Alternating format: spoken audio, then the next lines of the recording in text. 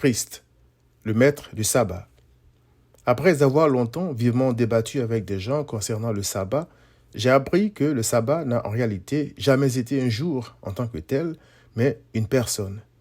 De même que j'ai traité des gens de faux parce qu'ils n'observaient pas le sabbat, de même, mes maîtres de l'époque, c'est-à-dire les pharisiens, avaient dit concernant Christ, « Cet homme ne vient pas de Dieu car il n'observe pas le sabbat. » Jean 9, verset 16, parce que ce jour-là, un jour de sabbat, Christ avait guéri un homme né aveugle.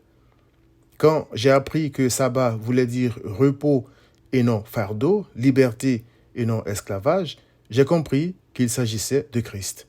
Je m'explique. Les pharisiens cherchaient à faire entrer les gens au ciel en leur imposant des fardeaux parmi lesquels l'observation du sabbat. Pourtant, le but du sabbat était de libérer l'homme du fardeau qui l'empêche d'adorer Dieu librement et sincèrement.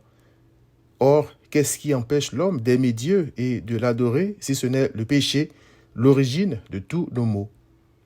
L'aveuglement de cet homme n'était pas dû à un péché spécifique, mais il était né pécheur comme nous tous, et le sabbat représentait l'œuvre de Dieu qui met fin au pouvoir qu'a le péché d'empêcher l'homme de craindre Dieu, de l'aimer par-dessus tout et de l'adorer en esprit et en vérité.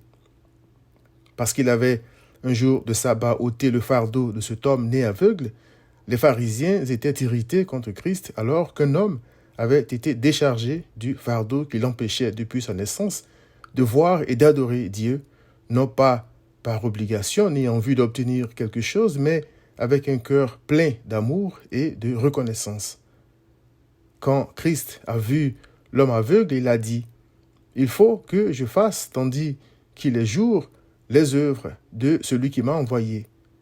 Pendant que je suis dans le monde, je suis la lumière du monde. » Jean 9, 4 à 5. En effet, sans lumière, les yeux ne fonctionnent pas. Sans lumière, il n'y a pas de vie. Christ est la lumière, donc sans Christ, il n'y a pas de vie. Christ a donné la vue et la vie à cet homme. Ayant rencontré l'homme qu'il avait guéri, il est écrit, « Il lui dit, crois-tu au Fils de Dieu ?» Il répondit, « Et qui est-il, Seigneur, afin que je croie en lui ?» « Tu l'as vu, lui dit Jésus, et celui qui te parle, c'est lui. » Et il dit, « Je crois, Seigneur. » Et il se prosterna devant lui. Jean 9, 35 à 38. Christ a dit, « Le Fils de l'homme est maître du sabbat. » Matthieu 12, verset 8, et aussi, « Le sabbat a été fait pour l'homme, et non l'homme pour le sabbat, de sorte que le Fils de l'homme est maître même du sabbat. » Marc 2, 27 à 28. C'est à ce titre qu'il a fait entrer cet homme dans le sabbat, c'est-à-dire le repos de Dieu. Pour ce dernier, le vrai sabbat, ce n'était plus un jour, mais Christ.